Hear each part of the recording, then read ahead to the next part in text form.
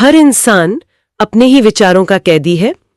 एक विचार खत्म होता है, दूसरा तुरंत शुरू हो जाता है, और इन दोनों के बीच एक परम शांति छिपी हुई है। बिल्कुल। आज के इस गहन विश्लेषण में हमारी चर्चा का विषय भी यही है। हम विज्ञान भैरव तंत्र की 12वीं विधि पर बात करने वाले हैं। ये कोई आम चर्चा नहीं है। हमारा मिशन ये समझना है कि कैसे बिना विचारों से लड़े, बिना दिमाग को जबरदस्ती शांत किए, चेतना की गहराई तक पहुंचा जा सकता है। हाँ, और ये आज के इस शोर शराबे वाले दौर में बहुत जरूरी भी है। हम हमेशा शांति को कहीं बाहर खोजते हैं, पहाड़ों में, छुट्टियों में, लेकिन स्रोत सामग्री हमें याद दिलाती है कि शांति तो हमारे ही दो विचारों के बीच के उस छोटे से लगभग अदृश्य मौन में है। सही कहा। मुझे तो ये पूरी स्थिति ना एक भयानक ट्रैफिक जाम की तरह लगती है। जैसे मान लीजिए कोई व्यस्त सड़क के किनारे खड़ा है, उसका ध्यान कहाँ होता है? जाहिर है उन गाड़ियों पर जो आ जा रही है। एकदम सही। कोई लाल कार है, कोई तेज हॉर्न बजा रही है। ये कारें असल में हमारे विचार हैं। कोई विचार गुस्से का है, कोई पुरानी याद है, लेकिन क्या कोई उस खाली सड़क पर ध्यान देता है? कभी नहीं। सड़क का वो खालीपन पूरी तरह से नजरअंदाज हो जाता है। हाँ, हम उस खाली सड़क को देखते ही नहीं जिस पर वे कारें चल रही हैं। लेकिन अगर हम इसके मनोविज्ञान को देखें ना जी, तो असल में स्थिति एक ट्रैफिक जाम से भी ज्यादा गंभीर है। अच्छा, वो कैसे? देखो, ट्रैफिक जाम में तो गाड़ियां कभी ना कभी रोकी जाती हैं, रात में सड़क खाली हो जाती है, पर हमारा दिमाग वो एक ऐसे कन्वेयर बेल्ट की तरह है जिसका कोई ऑफ स्विच है ही नहीं। सच में, दिमाग तो सोते हुए भी चलता रहता है। बिल्कुल। और सबसे हैरानी की बात यह है कि हम ना केवल उन कारों को देखते हैं, बल्कि हम ये भ्रम भी पाल लेते हैं कि अरे हम ही तो उन कारों को ड्राइव कर रहे हैं। विज्ञान भैरव तंत्र यहाँ एक बहुत ही कड़वा पर मुक्ति देने वाला सच सामने रखता है। और वो सच क्या है? कोई भी इंसान अपने विचार खुद नहीं चुनता। रुकिए, ये बात हजम करना थोड़ा मुश्किल है। अगर मैं अपने विचार खुद नहीं चुन रही हूं, तो ये तो बहुत डरावनी बात है। पहली बार सुनने में ऐसा ही लगता है। तो क्या हम अपने ही शरीर में केवल एक यात्री हैं? अगर मैं अभी ये तय करूं कि मुझे आगे क्या बोलना है, तो वो भी विचार तो मैंने ही पैदा किया है ना? यही तो वो सबसे बड़ा भ्रम है जिसे तोड़ना जरूरी है। गहराई से देखा जाए तो वो विचार कि मुझे आगे क्या बोलना है, वो भी बस अचानक से दिमाग में प्रकट हो गया। अचानक से? हाँ, किसी ने उसे किसी मेन्यू कार्ड से तो नहीं चुना। तंत्रिका विज्ञान भी इस बात की पुष्टि करता है। हमारा दिमाग बस एक मशीन है जो पिछले अनुभवों के आधार पर लगातार विचार फेंकता रहता है। विचार बस अपने आप आते हैं? बिल्कुल, अपने आप आते हैं और अपने आप चले जाते हैं। समस्या विचारों का आना नहीं है, समस्या ये है कि हमारा ध्यान केवल उन विचारों के कंटेंट पर अटक जाता है। हाँ, हम उस जगह को कभी नहीं देखते जहां से वे आ रहे हैं। एकदम सही। ये तो किसी को भी बेचैन कर सकता है। अगर हमारी अपनी कोई स्वतंत्र इच्छा या कहें फ्री विल विचारों के स्तर पर है ही नहीं, तो क्या हम केवल एक स्मार्टफोन की तरह है जिस पर बस एक अनियंत्रित फीड स्क्रॉल हो रही है? ये तुलना बहुत सटीक है। हम तो उस इंसान की तरह हो गए जो डूम स्क्रॉलिंग कर रहा है, एक के बाद एक वीडियो देखे जा रहा है और उसे ये तक याद नहीं कि वो पिछले 1 घंटे से फोन हाथ में पकड़े बैठा है। हाँ, हम कंटेंट में इतने खो जाते हैं कि हमें उस स्क्रीन का ही होश नहीं रहता जिस पर वो कंटेंट चल रहा है। हमारा अहंकार या कहें हमारी ईगो इसी भ्रम पर जिंदा रहती है कि मैं सोच रहा हूं। हमें लगता है कि हम कंट्रोल में हैं। बिल्कुल, हमें लगता है कि अगर हम विचारों को कंट्रोल कर रहे हैं तो हम सुरक्षित हैं। जब ये एहसास होता है कि नियंत्रण हमारे हाथ में नहीं है, तो शुरुआत में गहरी घबराहट होती है। वो तो होगी। लेकिन विज्ञान भैरव तंत्र कहता है कि असली स्वतंत्रता इस फीड को रोकने में नहीं है। असली स्वतंत्रता ये पहचानने में है कि हम वो फोन या वो स्क्रीन है, वीडियो नहीं। हाँ, हम वो वीडियो नहीं है जो उस पे चल रहा है। वीडियो तो बदलता रहता है, कभी कॉमेडी, कभी हॉरर, लेकिन स्क्रीन हमेशा शांत और अछूती रहती है। लेकिन यहाँ एक व्यवहारिक सवाल उठता है। अगर विचार खुद ब खुद आ रहे हैं और ये सब एक अनियंत्रित फीड है, तो हम इस जाल से बाहर कैसे निकलें? यही सबसे दिलचस्प हिस्सा है। क्योंकि अगर हम आज की दुनिया को देखें तो इंटरनेट पर मौजूद हर किताब, हर सलाह हमें यही बताती है कि अपने दिमाग को काबू में करो, नकारात्मक विचारों को रोको या फिर सकारात्मक सोचो। ये सब तो एक मानसिक युद्ध जैसा लगता है। और क्या ये युद्ध कभी जीता जा सकता है? नहीं, वो मानसिक युद्ध ही सबसे बड़ी समस्या है। और यही कारण है कि विचारों को दबाने की कोशिश हमेशा विफल होती है। हाँ, वो पिंक एलिफेंट वाला उदाहरण कि अगर कोई कहे गुलाबी हाथी के बारे में मत सोचो, तो सबसे पहले वही दिमाग में आता है। बिल्कुल। जब हम किसी विचार से लड़ते हैं तो हम असल में उसे और ऊर्जा दे रहे होते हैं। विचारों से कुश्ती लड़ना ऐसा है जैसे आग को बुझाने के लिए उस पर और लकड़ी डालना। तो यहाँ विज्ञान भैरव तंत्र की 12वीं विधि क्या कहती है? शिव ने इस ग्रंथ में क्या उपाय बताया है? शिव की यह विधि विचारों को रोकने या उनसे लड़ने के लिए बिल्कुल नहीं कहती। संघर्ष करने के बजाय यह केवल एक बहुत ही सरल काम करने को कहती है। वो क्या? शिव कहते हैं जब एक विचार समाप्त होता है और दूसरा विचार अभी शुरू नहीं हुआ होता है, उन दोनों के बीच के उस छोटे से मौन को देखो, उस खालीपन पर ध्यान लगाओ। बस इतना ही? हाँ, बस इतना ही करना है। ना विचारों को हटाना है, ना अच्छे विचार लाने हैं। बस उस अंतराल का, उस गैप का साक्षी बनना है। अरे ये सच में बहुत काउंटर इंट्यूटिव है। मतलब जहां पूरी दुनिया विचारों को मैनेज करने में लगी है, ये विधि कह रही है कि कुछ मत करो, सिर्फ देखो। बिल्कुल। लेकिन मुझे यहाँ एक बहुत बड़ी समस्या नजर आ रही है। क्या? वो जो दो विचारों के बीच की जगह है, वो तो बहुत ही छोटी होगी ना, शायद 1 सेकंड का भी 100वां हिस्सा। हाँ, शुरुआत में वो बहुत छोटी होती है। तो एक आम इंसान जिसका दिमाग पहले से ही 1000 चीजों में उलझा है, वो इतने सूक्ष्म क्षण को कैसे पकड़ सकता है? ये एक बहुत ही वाजिब सवाल है। शुरुआत में ये क्षण लगभग नगण्य लगता है। हम इसके इतने अभ्यस्त हो चुके हैं कि हम इसे नोटिस ही नहीं करते। वही ना, मतलब वो तो पलक झपकते ही गायब हो जाता होगा। हम उसे हजारों बार देख चुके होते हैं, लेकिन हमारा ध्यान कभी उस पर नहीं जाता, क्योंकि हमारी नजर हमेशा अगली कार यानी अगले विचार को पकड़ने में लगी होती है। तो फिर उस छोटे से गैप को पकड़ा कैसे जाए? इसके पीछे का मैकेनिज्म समझना होगा।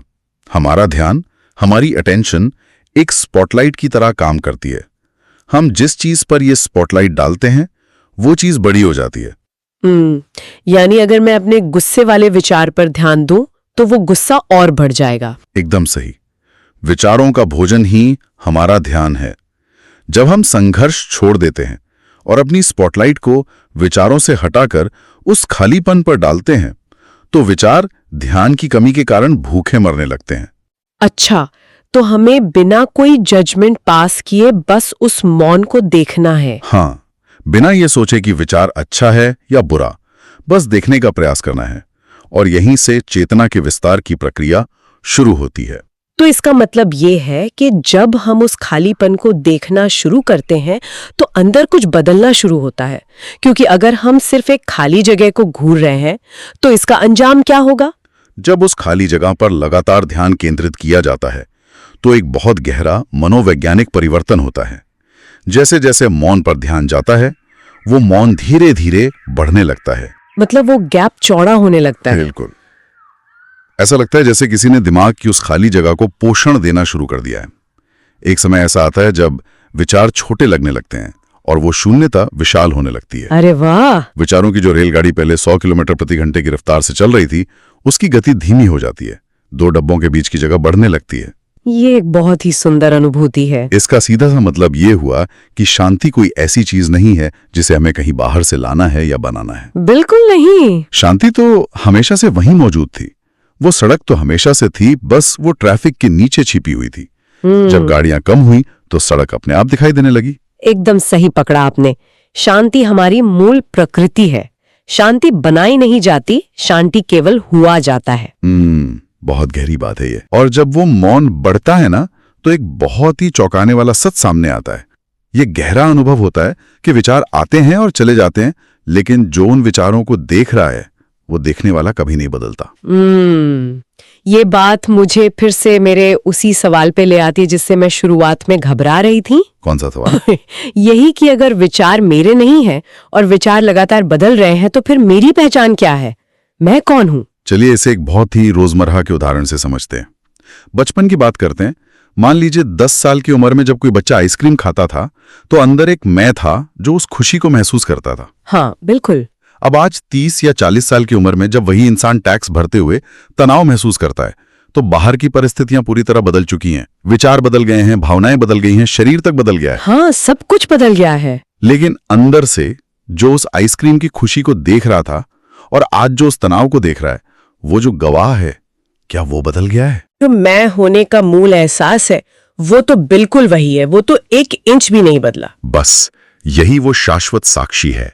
और विज्ञान भैरव तंत्र की इस 12वीं विधि का असली लक्ष्य इसी चेतना से जुड़ना है। तो मतलब हम विचार नहीं है, हम वो चेतना है जहां से वे विचार गुजरते हैं। एकदम सही।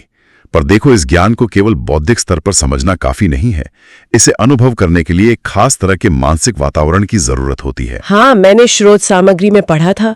इस ग्रंथ में कुछ बहुत ही दिलचस्प विजुअल्स और ध्वनियों का उपयोग किया गया है। बिल्कुल। जैसे हल्की चांदनी का जिक्र है, एक शांत बहती हुई नदी, बेहद धीमी गति से आसमान में गुजरते बादल और पृष्ठभूमि में बजने वाली तानपुरा ड्रोन की बहुत हल्की आवाज। हाँ, ये सभी रूपक हैं। मुझे यही समझना था, मतलब दिमाग की एक आंतरिक प्रक्रिया को समझाने के लिए इन बाहरी प्राकृतिक चीजों का रूपक क्यों लिया गया है? क्या ये सिर्फ इसे काव्यात्मक बनाने के लिए है? ये केवल कविता नहीं है, ये मानव मनोविज्ञान की एक बहुत गहरी समझ है। हमारे आसपास का वातावरण हमारे आंतरिक मन की स्थिति का दर्पण होता है। जैसा बाहर वैसा अंदर। हाँ, इस ग्रंथ में वर्णित ये सभी तत्व, धीमी गति, कम रोशनी, एक स्थिर ध्वनि, ये सब हमारे दिमाग के उस हिस्से को शांत करने के प्रतीक हैं जो लगातार उत्तेजना ढूंढता है, जो हमेशा स्टिमुलेशन खोजता रहता है। बिल्कुल। ये इस बात का संकेत है कि इस विधि का अभ्यास करने के लिए हमें अपने भीतर किस तरह की गति या पेसिंग लानी होगी। अगर हम आज की दुनिया की बात करें तो वो बिल्कुल इसके उलट है। आज सब कुछ कितना तेज है। फास्ट कट वीडियो एडिटिंग, लगातार बजने वाले नोटिफिकेशंस, तेज बीट्स वाला संगीत। हाँ, हर सेकंड स्क्रीन पर विजुअल्स बदल रहे हैं। ये बाहरी शोर बिल्कुल हमारे विचारों के आंतरिक शोर की तरह ही तो है। दिमाग इस तेज गति का इतना आदी हो गया है कि वो धीमा होना ही भूल गया है। ये प्राचीन विधि और भी ज्यादा जरूरी हो जाती है।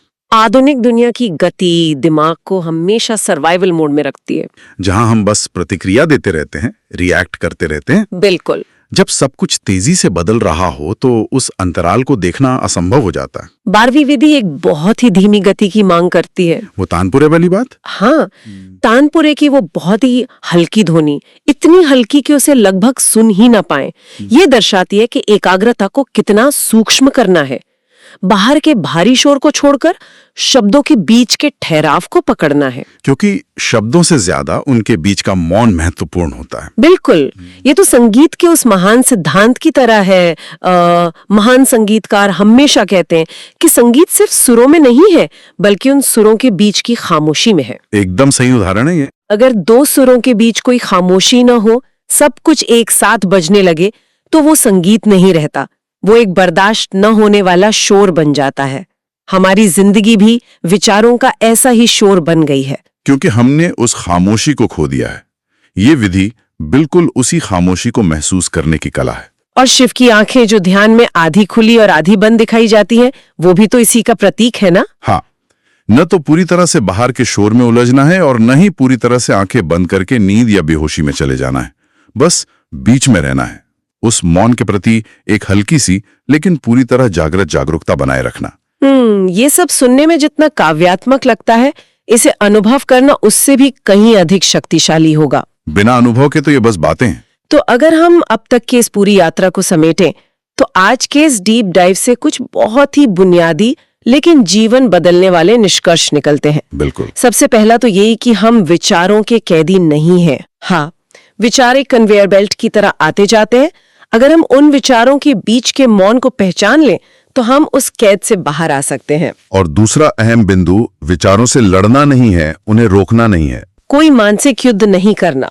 नकारात्मक विचारों को जबरदस्ती सकारात्मक बनाने की कोई कोशिश नहीं करनी है।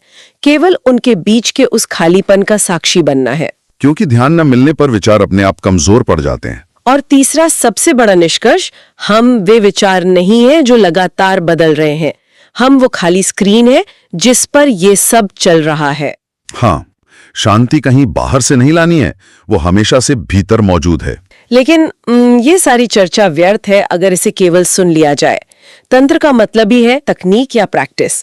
ज्ञान तभी मूल्यवान होता है जब उसे अनुभव किया जाए। बिल्कुल। तो क्यों ना हम इस ज्ञान को अभी इसी वक्त एक छोटे से प्रयोग में बदल लें। हाँ, चले। हम महज शब्दों पर नहीं रुकेंगे। हम चाहेंगे कि जो भी इस चर्चा को सुन रहा है, वो अभी एक बहुत ही व्यवहारिक प्रयोग करे। ये बहुत ही शक्तिशाली प्रयोग है और इसके लिए किसी खास जगह या आसन की जरूरत नहीं है। तो करना क्या है? अगले 5 सेकंड के लिए हम कुछ भी नहीं करेंगे, बिल्कुल कुछ नहीं। बस पूरी जागरूकता के साथ ये देखना है कि अगला विचार कब आता है। बिल्कुल वैसे ही जैसे एक बिल्ली चूहे के बिल के बाहर पूरी एकाग्रता से इंतजार करती है। बस इंतजार करना है कि दिमाग अगला विचार कब फेंकता है। चलिए अभी एक बार ये करते हैं। तो क्या उस खालीपन को महसूस किया गया? जब पूरी एकाग्रता से अगले विचार का इंतजार हो रहा था, तो क्या ये ध्यान दिया गया कि उन कुछ पलों के लिए कोई विचार आया ही नहीं? दिमाग एकदम खाली हो गया था। वो जो ठहराव था, वो जो एक पल की शून्यता थी, वही वो मौन है जिसकी हम बात कर रहे हैं। यदि आज पहली बार उस मौन का इतनी स्पष्टता से अनुभव हुआ है, तो वो क्षण किसी मंदिर में गूंजने वाले ओम के उच्चारण जितना ही शुद्ध है। बिल्कुल, वो छोटा सा क्षण ही अपनी असली प्रकृति से पहला परिचय है। इससे दिन भर में कभी भी किया जा सकता है, काम के बीच में, सफर करते हुए। बस ये देखना है कि अगला विचार कहाँ से आ रहा है। और धीरे धीरे वो मौन जीवन का हिस्सा बनने लगेगा। उस ट्रैफिक जैम में सड़क दिखाई देने लगेगी और जीवन की बेचैनी अपने आप कम हो जाएगी। सच में ये एक ऐसा टूल है जिसे कभी भी इस्तेमाल किया जा सकता है। बस डूम स्क्रॉलिंग से नजर हटानी है और स्क्रीन के किनारों को देखना है। इस अनुभव को शेयर करने के लिए कमेंट में एक ओम जरूर छोड़ें। कुछ नहीं, बस एक ओम। और अगली आसान विधि के लिए इस चैनल को सब्सक्राइब कर लें। लेकिन चर्चा खत्म करने से पहले एक ऐसा सवाल है जो सच में सोचने पर मजबूर करता है। तो क्या सवाल है? हमने देखा कि दो विचारों के बीच का वो छोटा सा मौन ही हमारी असली पहचान है। तो जरा सोचिए, अगर हमारी असली पहचान वो मौन है, तो जब जीवन में कभी पूरी तरह से विचार शून्य हो जाएंगे, जब विचारों का वो ट्रैफिक जाम हमेशा के लिए खत्म हो जाएगा, जो बचेगा, क्या वही हमारा सबसे सच्चा और अंतिम स्वरूप है? ये एक ऐसा प्रश्न है जिसका उत्तर किसी किताब में नहीं मिल सकता। इसका उत्तर केवल उसी गहरे मौन में पाया जा सकता है जिसका अनुभव अभी किया गया। और उसी मौन में आज के इस गहन विश्लेषण को हम यहीं विराम देते हैं। इस सवाल के साथ जिएं और उस खाली सड़क को देखते रहें। अगली बार फिर मिलेंगे, तब तक के लिए बस उस मौन के साक्षी बने रहें।